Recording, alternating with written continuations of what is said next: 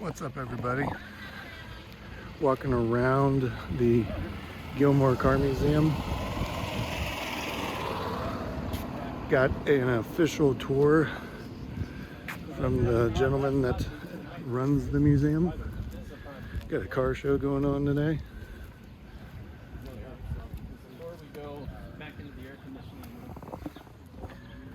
Pretty cool.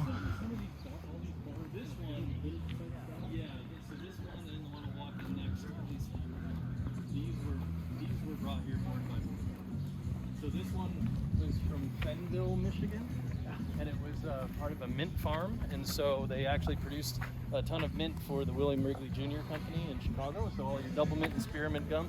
Really? Donald Gilmore bought this one, had it moved here and reassembled for him. I'm a barn freak too. I love barns. I mean, it's like, I don't know why I grew up in a farm. We had a big barn when I was growing up. Walking into the Chevy Museum. Yeah, that's the tough part. On days like today, you feel it, right? So down here, this is primarily 40s. I love the barns. Primarily 1940s, really cool presentation of the barn. But upstairs, It it'll be smells warm. brand new. It'll be warm wood. upstairs, Yeah. but it'll be it's really terrific. Upstairs is a new exhibit for us. It's the early Ford barn exhibit, so it's the first 50 years of Ford automobiles. But you know, That car. Rouseys and Bantams and Packards. You even got some vintage Pampers and That's amazing. Canoe. It's a pretty sweet setup. 27 DeSoto with the Suburban with a canoe and a travel. Oh, that's cool. So neat. These are wooden tires there? Yeah. Wooden things that Donald Gilmore messed around with during the 40s, I think, with rationing. He was trying out wooden tires to see if they could work in one of our other barns. There's a Model T that he converted to electric in the 40s because of gas rationing. And rubber tire. You learn some history. You can learn some things about history. What repeats itself. Exactly. Yep. I love this. I love the barn and the pig, all the pig joints and everything in here. Amazing. It's so amazing in here. It's so nice. Yeah, it's hard to get good footage on there. Like when you take pictures in here in these places to get it right. Yeah, it's You can't justify. do it justice. No, you can't justify what you're seeing with your eye. It still works out, or if they can't.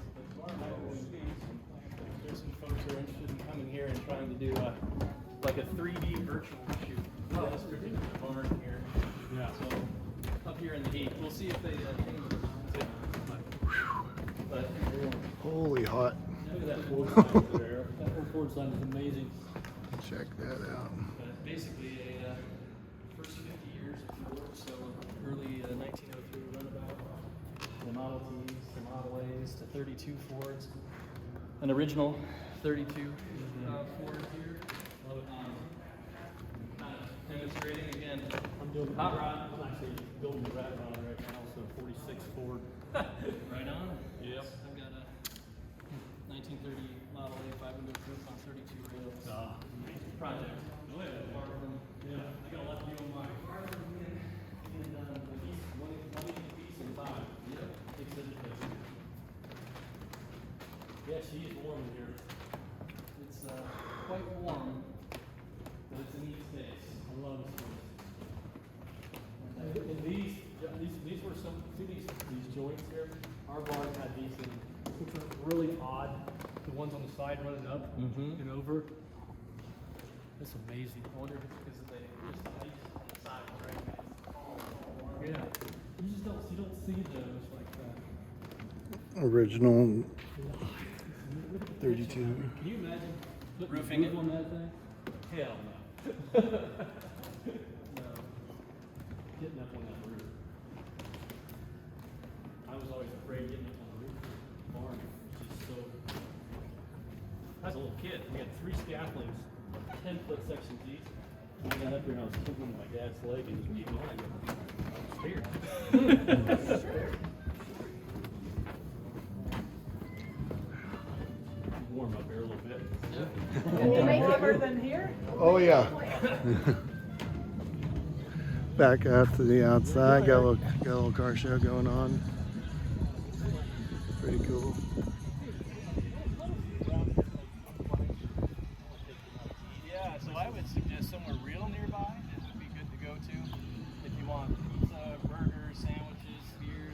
thing. Yeah. Just go right out here and turn left. And like less than 5 minutes down the road on your right hand side is Ned's on Gull Lake. It overlooks Gull Lake. Dinner. Huh? You want to do that? Dinner. Yeah. You want to get I want dinner. order food? Huh? Not like a hamburger, like dinner. Oh, what do they have there? Well, like a pizza sandwiches, pizza burger sandwiches, that kind of thing. Probably anything up on that lake is probably nice, isn't it? Yeah, there aren't a ton of restaurants right around here. Are you guys staying down in Kalamazoo, or where are you staying at? We're in Kalamazoo. We're on the west side, on 94 and 9th Street. I mean, I don't know the layout of the land. Gorgeous facility. On 90 acres. They got all kinds of food there. Again, not all kinds. It's more like burgers and sandwiches and salads and those kinds of things. But it is the Bell's Brewery, so I mean, it's Pretty nice. or at least it's the original brewery. Now they've outgrown it. But, Going it's into a cool the spot. Same thing with hot potato. classic. Yeah, sit down dinner, yeah. Whew. I like air conditioning. Oh my. So this is the Classic Car Club of America Museum building. These are 1948 and older luxury cars, full classic luxury cars, and coach mill cars. They love that. For a couple minutes. I don't think that long. They found you. Yeah. No, I know. I started coming in with a. Wow. Another nice building. Yeah, so the original bar ended about here, but last year this is a brand new 10,000 square foot addition right here. So really spectacular stuff in this. Cadillacs, Buicks, Duesenbergs, Packards, Rolls Royces, that kind of thing. So factory, luxury cars, and Portugal. Yeah, like I said, it just I smells want to get a new. picture of you two, right? Let's get in front of something. Let's get in front of this one. Oh, you're fine. Well, you hold this. I'm recording. Yeah. Where do you want us? Over here? Yeah, right there. In front of the white. The Rolston bodied 35. That's a Duesenberg. beautiful. SJN, so it's a supercharged Duesenberg.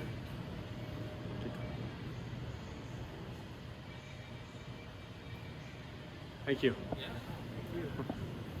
Give me one with him too. Jeez. So I should get one with you guys, not with me. You don't need a photo with me. Oh yeah.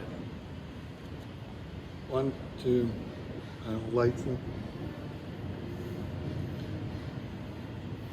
It's hard to 1, get 2, glare 3. Yeah. from the lights and stuff, isn't it?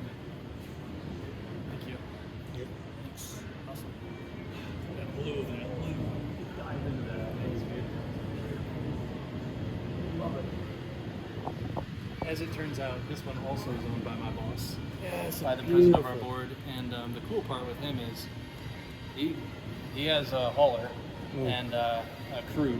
He ships them all over the country, and does driving tours with them. He drives this What one. does the owner do? Like, Well, he's had several companies of his own. He sits on a bunch of boards at this point, and but he's a billionaire with a big property. yeah. So he's got a jet, he's got a trailer, he's got a motor coach. He just sends people like, oh, I'm gonna go on the Bentley tour. Send my stuff over there, and I'll fly in and Nice. go drive, and then I'm gonna go on the steam tour. So we'll take one of his Stanley steamer, one of his steam cars, and he'll Let's go. just send them, and then What a he'll life. fly. What a life, man. What a life. And then take business meetings and have conversations and do all kinds of stuff, like while he's on the go driving all kinds of vintage cars or a Ferrari or whatever. Yeah, I followed the gumball. The gumball came through Indy. I would love to go on something like that.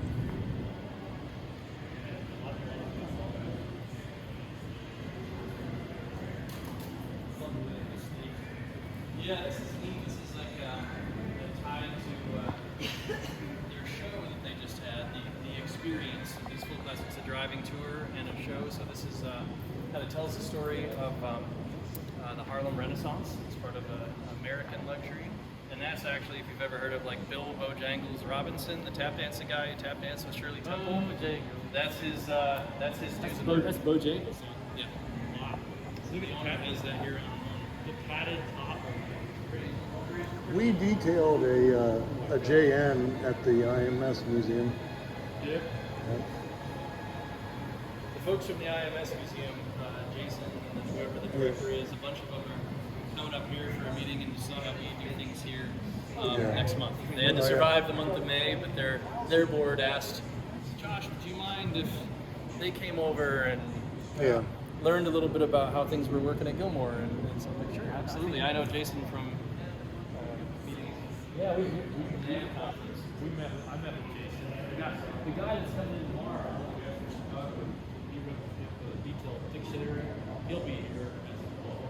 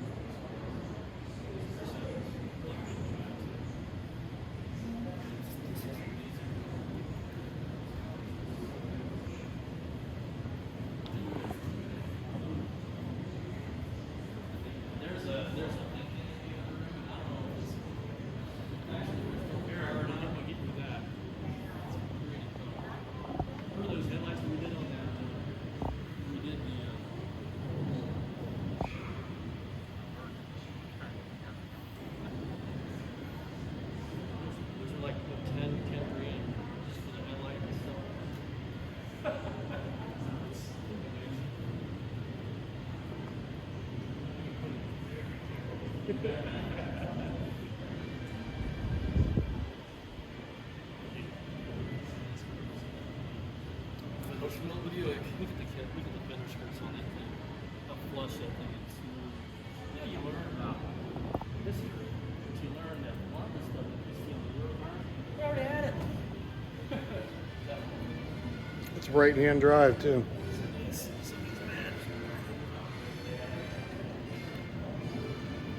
I like this one.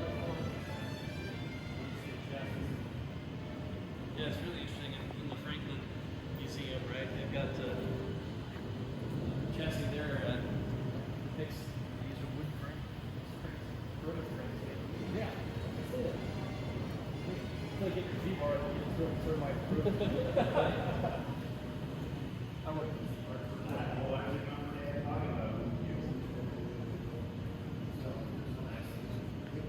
another pad top. This was like an engineer stuff.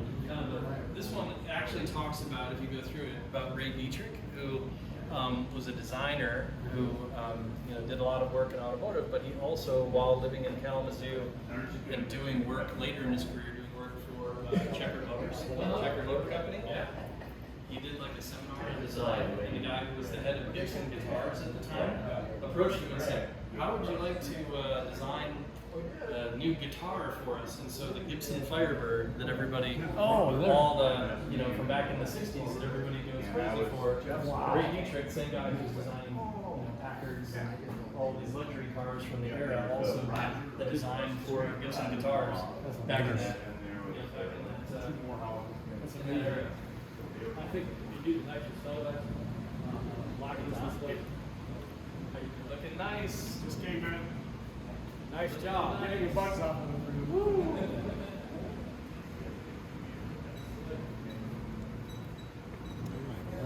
These guys are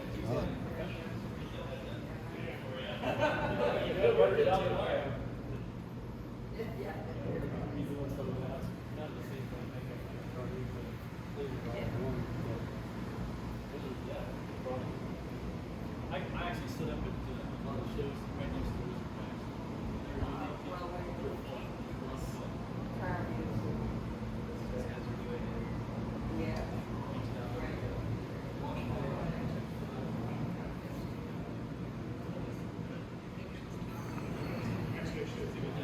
It's beautiful.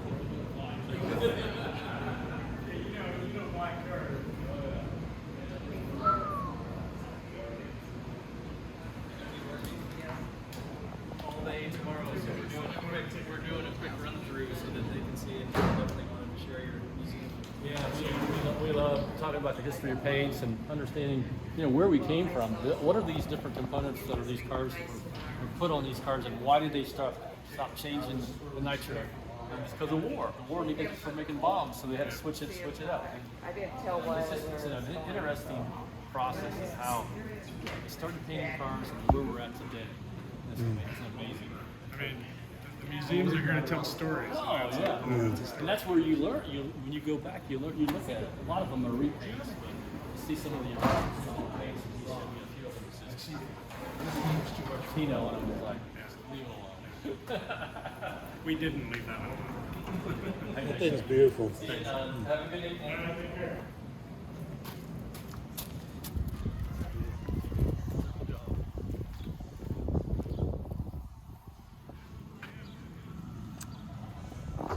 There's a lot of money in that paint job. It's beautiful. That's what I'm amazed at. What you guys are doing, keeping these things up, is phenomenal. It's a unique place. It's interesting. Really, really cool. And I like having been given, especially with the pandemic, that we've been encouraged to try new things, try different things, make different things happen out here, right? So concerts and winter motoring meet when there's 2 feet of snow on the ground with 100 vintage snowmobiles and Model A's and Model T's on tracks and skis, and princess days, and rides for little girls in princess dresses with Disney princesses and convertibles, through the campus, and doing parade lights and giving the parents and grandparents and Christmas lights and all of it. Yeah, you guys busy bodies. I'm telling you. Most of these museums don't do it.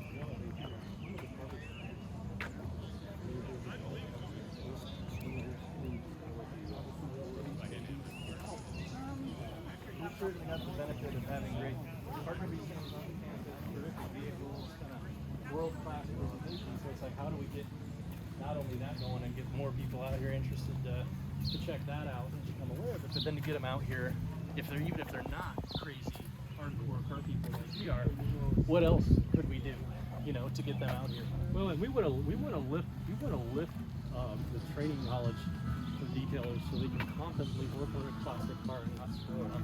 Yeah, on micro scratch, So,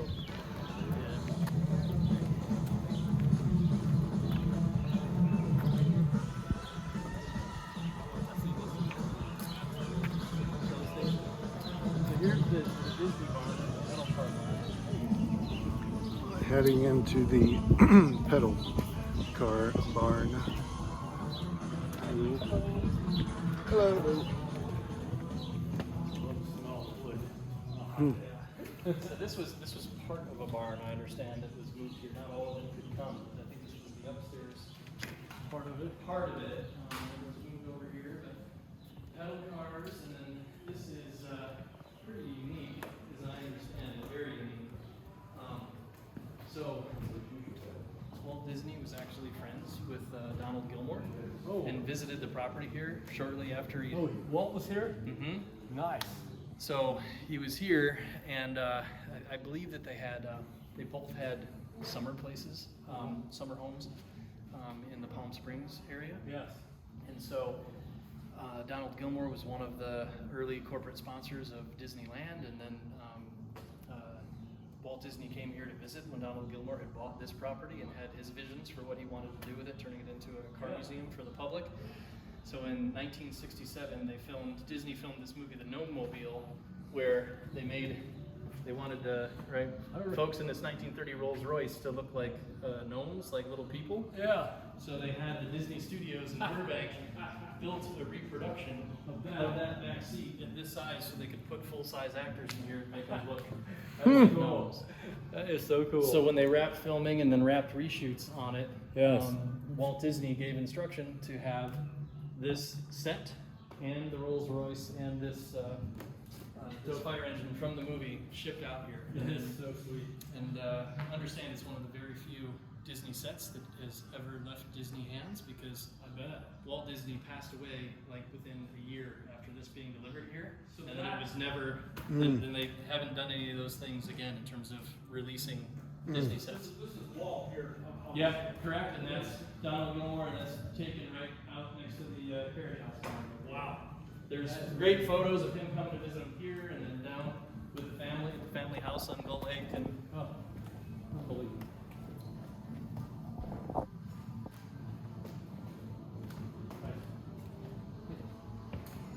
think they're pretty cool.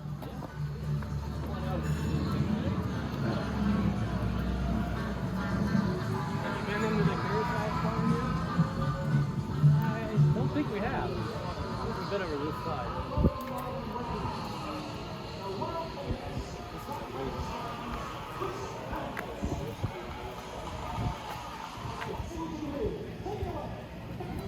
This is just so much more than most places you go to.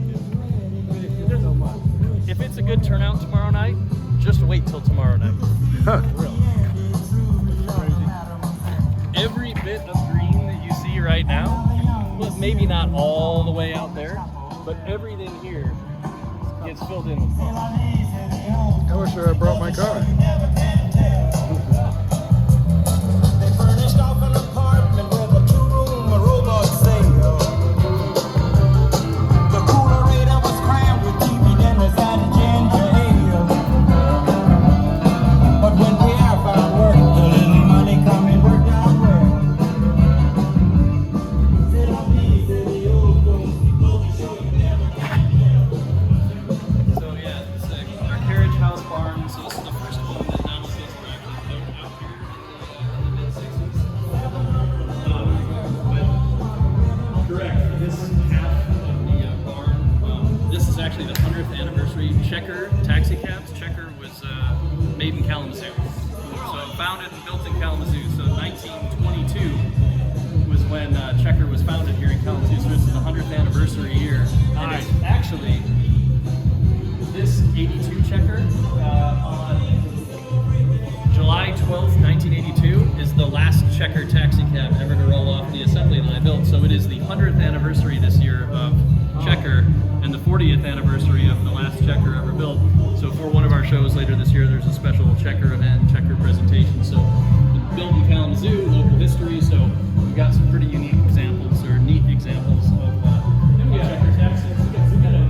That's not a Jeep. I got a 46 Jeep Willys. So you got a 46. This is one of the very few prototypes that Bantam actually subcontracted to Checker to build to try to get the contract from the military, from the U.S. government. And these were built before Willys got the contract. So Willys and Ford wound up getting the contracts. This is a prototype Jeep before Willys wound up started. Overland is the one over the got this guys. Correct. This is one of the guys that were on one of the prototypes.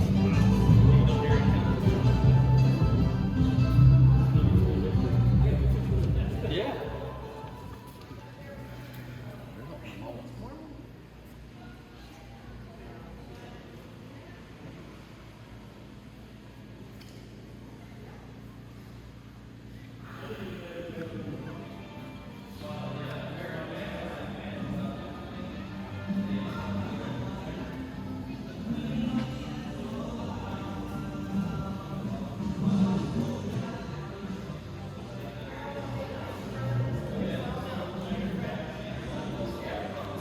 Crazy airport transporter.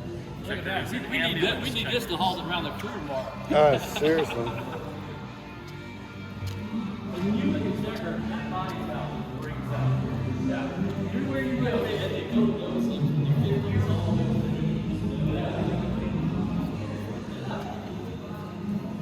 This is a new gift museum donation class here. It's an unrestored, original condition 1907 Oldsman High Wheeler survivor. Look at that.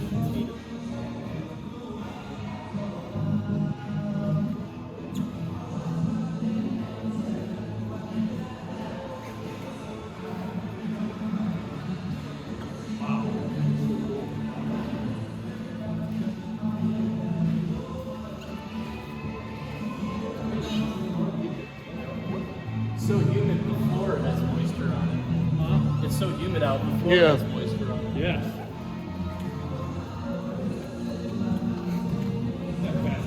So we built this last year for our and debuted. The paint was still drying on it at our winter motoring meet when there was 2 feet of snow on the ground in February. Yeah. And we took it out for the first time, but our guys said there's one fella, family company in New Hampshire that's still making the kit for Model T snowmobile conversions. But this is what the name snowmobile came from. Oh, okay. It was the conversion from Model T. It was the original snowmobile. And they took Model Ts and converted them so they could, deliver the mail and that they could get through the snow in the Northeast and up north, even here in Michigan. So we actually, the museum bought the kit. Our guys painted everything, prepared it, worked on it, and then brought in a Model chassis, changed the cab, and then built the bed for the back. I love the bed work and how beautiful that looks. The fella down in Minden who did that for us in Michigan. And so now this will be part of our, we have a Model T driving experience program during the summer where we teach about 800 people to drive Model Ts out here. This will be the part of the winter experience. We'll start a winter experience where you can go for rides That is cool. around the campus. Awesome. That is unbelievable. It's gonna be a I gotta cold get a front ride. picture of that thing.